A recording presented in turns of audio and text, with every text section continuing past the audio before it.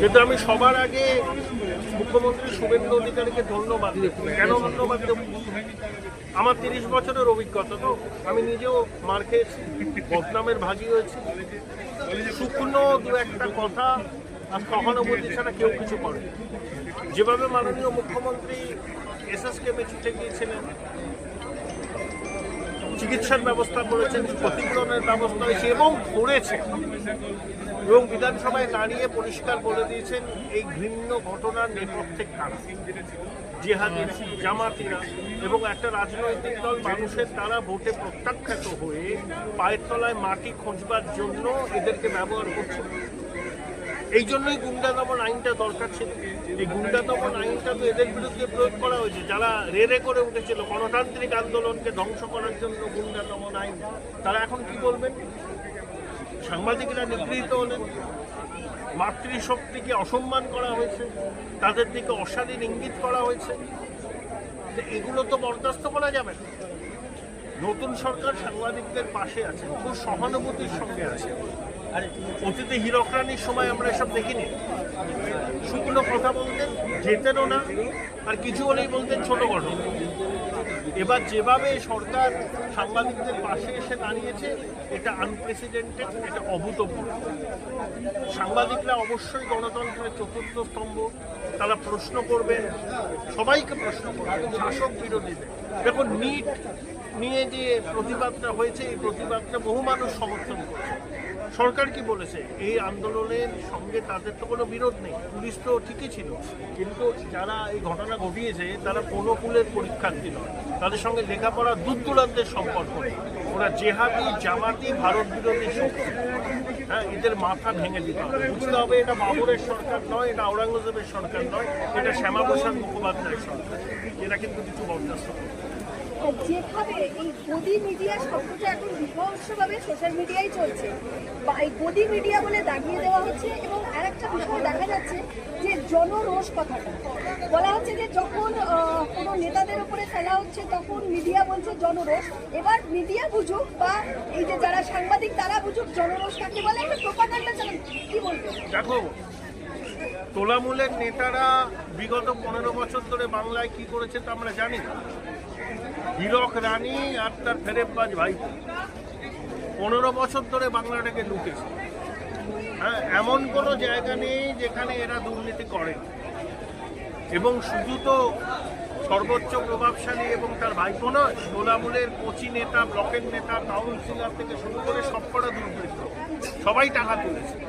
মানুষের টাকা, সরকারি টাকা, আমার আপনার পরের টাকা, কেন্দ্রীয় সরকারের দেওয়ার টাকা লুট করেছে। তা মানুষের জনরোষ হবে না? তো এই জনরোষটাকে ওরা ডিপেন্ড করছে। ওরা করছে কারা? ভামেরা করছে, মাপুরা করছে। ওরা সমাজ মাধ্যমে লাল ফৌজ বাস্তবের মাটিতে ফেরা দিব। শূন্য থেকে মহাশূন্যে বিলীন হয়ে যাবে, গেছেও। খড়কুটোর মতো আঁকড়ে ধরতে চাইছে, জঙ্গি জিহাদিদের পরোক্ষে মদত দিচ্ছে। এই যে কথা, গদি মিডিয়া মানে সরকার যদি ভালো কাজ করে তা সেটাকে সমর্থন করবে না, সেটা সমর্থন করলেই গদি মিডিয়া। আর যারা চীনের দালাল, যারা ভারতবর্ষের সংস্কৃতি ঐতিহ্যকে চিরকাল অপছন্দ করে আসছে, যারা নেতাজিকে তোজর কুকুর বলেছিল, যারা রবীন্দ্রনাথকে বুর্জুয়া কবি বলেছিল, রামকৃষ্ণ ঠাকুরকে বলেছিল মৃগী রোগী, বিবেকানন্দর বিস্তৃত আলোচনা থেকে শুধু একটা কথাই তারা উদ্ধৃত করে, গীতা পড়ার থেকে ফুটবল খেলা ভালো। কিছুই জানে না, মূর্খের দল। বিবেকানন্দ বীর সন্ন্যাসী, বিবেকানন্দ হিন্দু হৃদয় সম্রাট এবং সনাতনী ধর্ম প্রচার করার জন্য তিনি সারা বিশ্ব ছুটে বেরিয়েছেন। তিনি বেদান্তের বংশীদার। সেই বিবেকানন্দকে এরা আক্রমণ করেছে। এরা তো এসব বলবেই। এদের আনুগত্য কি দেশের প্রতি, রাজ্যের প্রতি, সাধারণ মানুষের প্রতি? এরা যে মতাদর্শে বিশ্বাস করে, সেই মতাদর্শের অস্তিত্ব আর পৃথিবীতে নেই। ভারতবর্ষে কেরলে ওরা ক্ষমতায় ছিল, কেরল থেকে ঘটিবাটি চলে গেছে। ভূতের ভবিষ্যৎ থাকতে পারে এই যারা সমাজ মাধ্যমে গদি মিডিয়া বলে আক্রমণ করছে সাংবাদিকদের বা মিডিয়া সংস্থাকে, তাদের কোনো ভবিষ্যৎ। একজন সিনিয়র হিসাবে আপনি আজকের এই মিছিল, আজকের এই আওয়াজ কি বলবেন? এটা বাংলার মানুষ, সাংবাদিকদের একতা সব থেকে বড় বিষয়। একতা না থাকলে কোনো কিছু হয় না, এবং এই নতুন সরকারের উপর বিশ্বাস রাখতে হবে, তারই আর কিচ্ছু। আবেদন থাকবে যে যদি গ্রামে কোনো সাংবাদিককে নিগ্রহ করা হয়, জেলায় কোনো সাংবাদিককে নিগ্রহ করা হয়, তাহলে সেদিনও যেন এইভাবে প্রতিবাদের আওয়াজ ওঠে। এবং গ্রামীণ সাংবাদিকদের যদি নিরাপত্তা না দেওয়া হয়, তাহলে কিন্তু শহরের যারা সাংবাদিকতা করছে তাদের কিন্তু বড় মিছিল বা বড় প্রতিবাদ সভা তাদের পক্ষে করা কিন্তু খুব দুষ্কর হবে। সেই জন্য আমরা আওয়াজ তুলছি আজকের এই সভা থেকে, বারাসাত প্রেস ক্লাব উত্তর চব্বিশ পরগনা জেলা তার থেকে আমরা আওয়াজ তুলছি যে আজকের এই মিছিল থেকে আমাদের এই শিক্ষাও নিতে হবে যে শুধুমাত্র কলকাতায় সাংবাদিক মার খেয়েছে বলে আমাদের মিছিল বা সভা প্রতিবাদ করলে হবে না। আমাদের গ্রামে, আমাদের জেলায় বিভিন্ন সাংবাদিকদের মেরে ঘরছাড়া করে দেওয়া হয়েছে, তাদের রক্তাক্ত করা হয়েছে, এক একজনের বিরুদ্ধে 15-20টা করে কেস গত সরকারের আমলে হয়েছে। সেই সমস্ত মিথ্যা মামলাগুলোকে প্রত্যাহার করতে হবে। আজকের এই মিছিল থেকে সেই দাবি, সেই আওয়াজ আমরা তুলছি। যেখানে যারা উপস্থিত হয়েছেন সবাই যেন সেদিন এইভাবে প্রতিবাদ করে।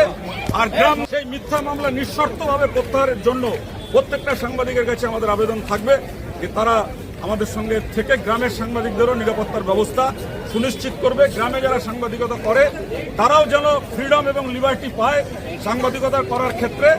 সেইটার জন্য আমরা আজকে এই মিছিলে হাজির হয়েছি। অনেক পরিমাণে আমাদের সদস্যরা উপস্থিত। আপনাদের সঙ্গে এটা হবে, আপনারা মেনে নেবেন, এটা হবে না কিন্তু হ্যাঁ? আপনাদের বলতে হবে যে আমরা এটা মানব না। এবং বলতে চাই তাদের উদ্দেশ্যে যারা এটা করেছেন পরবর্তী কনসিকুয়েন্সের জন্য রেডি থাকুন কিন্তু, এবং মার খেলে মার দেবো, এটা বলতে হবে।